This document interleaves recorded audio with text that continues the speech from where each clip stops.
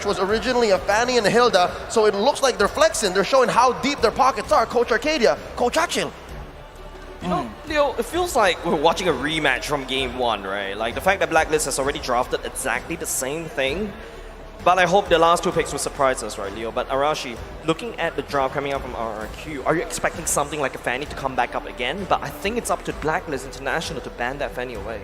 I feel like if Blacklist does not secure any particular counter to these mobility heroes, there's no reason why RRQ cannot pick up another assassin. It worked so well, especially because Blacklist is just so reliant on that backline, as we mentioned before. So they've banned away the Joy. If they don't ban out the other potential assassins from Albert, like the Fanny, for example, or maybe a Hayabusa, there's really no reason at all. So I assume that with what happened in game number 1, Blacklist will try and get some stunts, some locks to ensure that Albert gets under control. At this point, it's not even up to RRQ anymore. This is Blacklist making the right calls to try and make up for what happened in game 1. This is what they do. They constantly try to push a strategy until it doesn't work, until it's over, and hoping that it doesn't come to match point, because again, it sucks when somebody tries the same thing over and over again, and now at least they're making these adjustments, right? They're banning out the Fanny, they banned out the Ling, which they previously did not do. It was previously a Kadita and a Harith, all the while RRQ Hoshi, they're doing the same thing here. They're taking out the Barats. Might this be the Baksha again? I think it should be the Baksha. I mean, like, if Blacklist International is going into this game number 2 again with this exact same game 1 draft, if I were the coach, I'm gonna just go ahead and ban the Barats as well, because I don't want to really have. Oh, wow, okay, they're gonna leave it open. They're gonna ban Aldous instead. Was that so clear from the get-go? Were they so sure that, all right, I'm not sure if it's Arcadia or Achel who goes, they're gonna go Aldous. This is a throwback to Season 8. Take it out. Maybe they feel like when the chips are down, Blacklist will default to something that always works, right? And this Aldous pick is just really, really solid. But another pick that we've seen quite often right now is that Granger as well. I wonder if that will be put to use, because when you talk about kiting, there is a possibility that they will try and utilize that tool. The Granger might not have to come up because Oheb is their marksman, right? And I think there was something to the whole Fredrin in the front, Estes and Farsa in the back. So I think that's where they'll adjust. Yep, behind every strong jungler is a strong supporter. That's basically the statement coming up from Wise and All Might Venus as well. Wise being the front line to tank all the hits, whereas All Might Venus just heal him out of control. That's basically Blacklist International strategy. That is their brand, right? Right, and now for RRQ, they require something playmaking heavy hero, because right now with the Lapu Lapu and Valentina, they can try and make an engage, make a pickoff, but obviously if they have something more reliable in their arsenal, that'll be great. And the mobility for sure, it's going to be Hilda again, and that's that Lancelot, man. Talk about mobility. Get ready for Albert's Lancelot, man. We're in for a treat. That's a classic. Yeah, man. I mean, almost synonymous with his name. Baby Alien picks up the Lancelot. And Oheb picks up the same hero. So I'm guessing now they've learned a lot from game 1. Could this be the lineup? Again, it feels like it's deja vu, but could this be the lineup that breaks Blacklist's losing streak against Indonesian teams at M4? It's crazy because it's the same exact lineup. Literally! Literally the same exact lineup. I guess they did find moments of success, and they probably feel like it's all down to execution, right? Both teams were flexing their quote-unquote mechanical skill. So I think Blacklist is thinking that, okay, this time we won't make that mistake. We'll be more prepared. We've seen it once, right? And they'll try and match it again. But of course, as Jace has been talking about, the drafting phase is so important right now. I don't think they can really afford to just go with the same draft again. I feel like Blacklist International is just putting out a statement there. There's nothing wrong with what I'm doing. It's about the bans. Banning away the Fanny, banning away the Ling, banning away Joy. That's something that they did going into game number 2. There's a little bit of flexibility right there. But the Lancelot game, though. Oh, yeah. We're going to be throwing over to our Bahasa counterparts as we march into the Land of Dawn. But for you guys watching at home, welcome. This is game 2 of Blacklist International versus RRQ Hoshi. Look at this mirror start here. Baby Alien, Albert starting here as well. Wise. So again, we can expect the early game to be very similar. I think so. Both teams will just be trying to get their mid lane shoved in, get the jungle to start rolling, and now Lancelot against a Fredrin, right? Lancelot is very strong, a lot of output potential, but nowhere as oppressive as a Fanny in the early game, nowhere as much mobility. So maybe Blacklist can get a bit like a foot in the door right now to ensure that in the mid game they can actually get more success. Well, my Venus already using the Aegis right off the bat, but I think it should be just in time for the turtle fight, right? But it's going to be a Blacklist International, right? Moving towards the gold side of the map.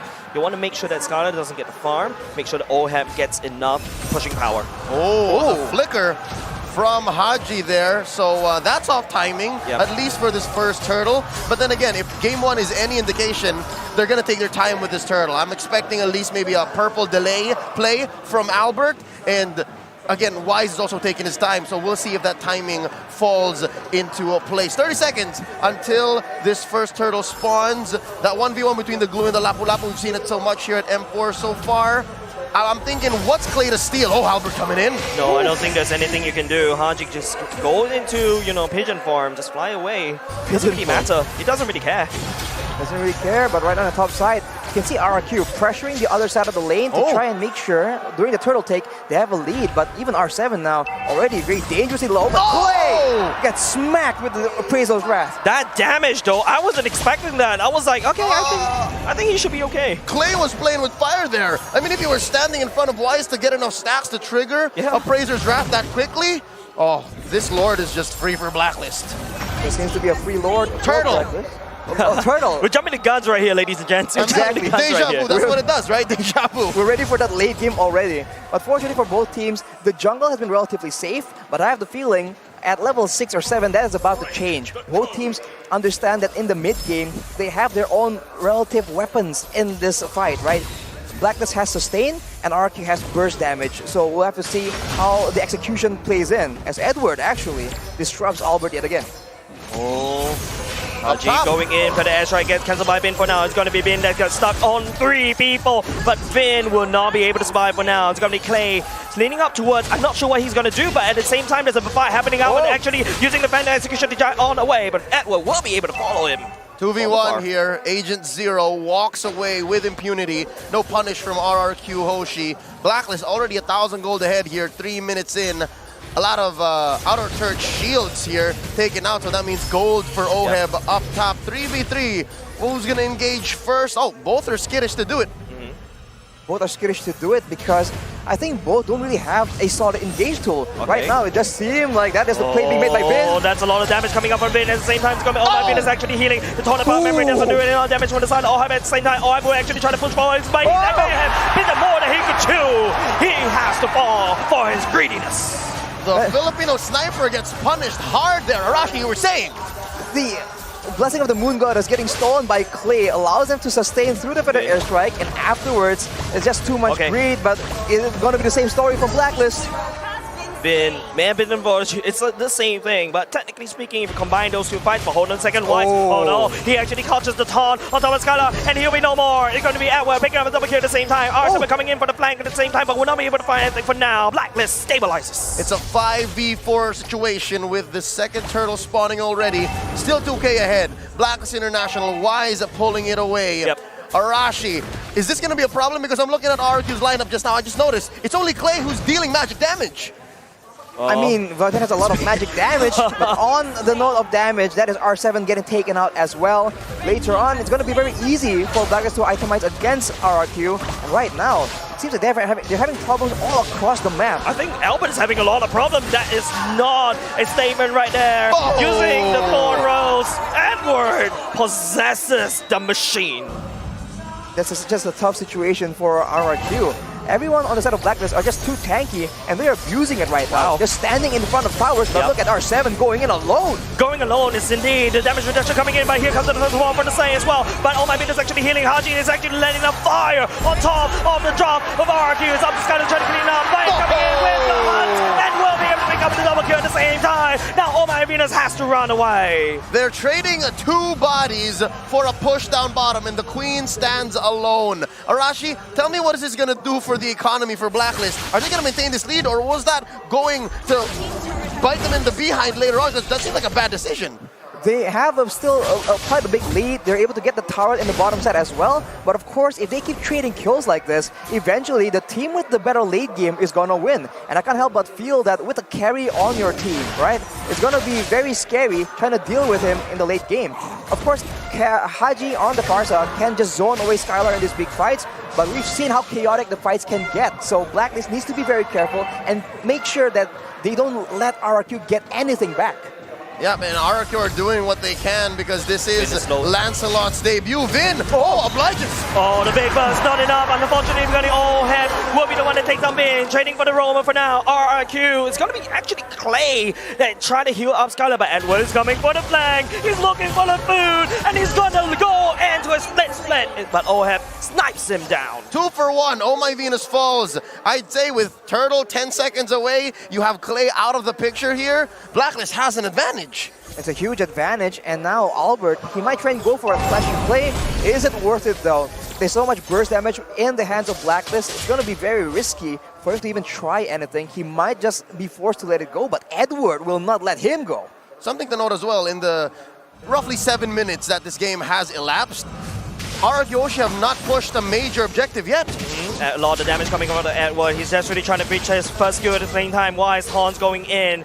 Albert was not able to find any form of entry, but Vin may be the one to be able to do that. But at the same time, it's going to be Oheb actually take down the top side as well. Edward just really trying to go time. He goes into space as well, but runs into Edward as well. Haji, he's flying over, but not just in time. The turtle will still get secured by Blacklist, but that's not enough. R7 looking for the engage. Wise, it's going to be a slow little collapse coming out of Blacklist International. Haji, better airstrike going in. Oheb snipes down Clay, and they're trying to push mid lane. Maximum range, torn apart memory there from Oheb, popping Clay wide open. They're gonna convert into, Yep, that's a steal. Purple, he stole it. Purple stolen by Wise, and of course, we saw earlier the turtle was stolen as well. This is a disaster coming in for RRQ. This is to just losing their way. They have no idea what to do, and Blacklist are just getting stronger and stronger, and with the range available, torn apart memory and feathered airstrike, RRQ, they're in a difficult spot right here. This is literally Blacklist telling me, hey, I'm not the problem, you're the problem. I'm banning away your fanny, I'm banning away your leg. My composition is solid. This is that statement. Yeah, no, they've converted these Ube engages into map presence, into siege balls for Haji and Oheb. Again, the Brody has to clear waves the old natural way, right? But with Oheb, again, as you say, Ooga Booga, I wreck turrets. That's what they've been doing here, which resulted in a 6K gold lead 8 minutes in. That's the macro play we've been talking about. RRQ, they don't only lose the objective, they lose members taken out by Blacklist, and they lose the tower on top side as well. And Blacklist are trying to push the tempo here, trying to make sure that the jungle is not safe. The pincer in, going in for the back line at the same time. Oheb is actually trying to peel, but here comes the heal coming up from Clay. And also, oh my goodness as well. It's going to be Haji. Flicker right into bad spice. The Fed actually will be able to take down one member on the side of RRQ. It's going to be Wise to take down Clay at the same time. It's an unfair trade in the favor of Blacklist International. 2 for none, and boy oh boy, they have eyes on this mid lane tier 2. Lord, level 1, 10 seconds away from spawning. I must say, I love Clay, right? But I love him more when he's playing heroes with massive range. He made the Farsa work earlier. He had the range advantage. He knows when to hook. But with the Valentina, you have to be in your opponent's faces. And if you're facing off against Blacks International with 7K ahead, it's not an ideal situation.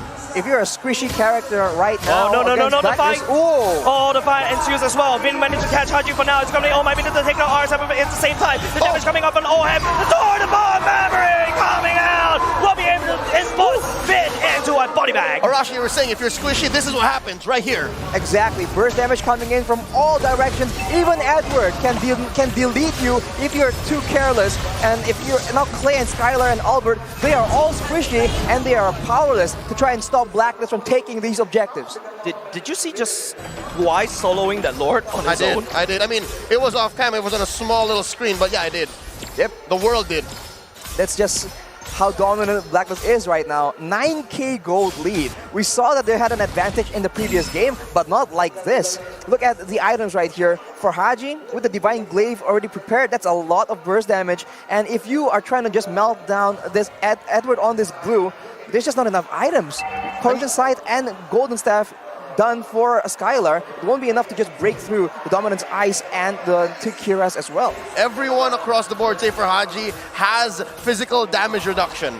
So that's why RRQ Hoshi's engages are all the more, I guess at this point, trivial. It's so hard to define the finish. I think the biggest problem is that if you take a look at Clay's items, right, that is not a very good item if you are Valentina. Right now, Clay needs to try to steal the better airstrike because Haji could always walk up and just basically zone it up, and here he goes. It is going to be RRQ that's really trying to defend. Skylar at the bottom side clearing it out. The Lord is actually getting killed very, very slowly. Skylar putting on some damage. Blacklist, they touch and they go. They've already taken the prize. Good news, bad news. Clay has a feathered airstrike right now. Yeah. Bad news is they're inside their base, so they can only really take advantage of it. It's a win-win for now, but if Blacklist can find that engage again, Wise has been their initiation like this. And there we go. The better airstrike going in at the same time. Being will not be able to control and crowd control and deny. The better airstrike is going to be Blacklist taking down the bottom lane turret at the same time. 4 member left. It is going to be Wise leading the pack. Trying to charge. Albert trying to look for some play right here on the scene, but not being able to find anything for now. Oh my goodness, actually going in with the ultimate. Desperately, Blacklist is in a portable fountain. They have 2 base turrets, and now they're going for the third. Trying to execute yet again, and RRQ, they are forced to respond, but every time it happens, it's just the wrong response. R7 now taken very low, and Blacklist, they're looking for the end possibly. Oh no, that's ults and battle spells spent by RRQ Hoshi. They're gonna have to defend. They have to defend. His Vin is already here as well. Wise is already taunted as well, but Albert's looking a little bit calling about memory, doesn't able to connect. It's going to be Blacklist, but there is no minutes. That one way marching down, a slow march as Clay, the battle of the better airstrike. R7 trying to make a play. Will be able to find but will not be able to do so because maybe it's desperately healing the bond. The core is getting back to the bond. That is international. They're giving a statement. But Skylar, mega kill, shuts down Edward. But look at the core. The HP is slowly, the defense coming true. But Blacklist International, they are still healthy. 3v4, RRQ Hoshi, 3 kings standing. Down goes Clay. Make that 2v4. Can they defend it? Skylar left. Defend. It's just Skylar. It's just Skylar and RRQ. Blacklist International takes game number 2. The curse has been broken. The streak ended. Blacklist International's first victory at M4 against an Indonesian team. They double down and use the same exact draft, and they get it done. As you mentioned, Leo, just the bans have so much impact right here, and they have shown it. RRQ, they try and do the same thing, but they do not have the same tools. So they are expecting the same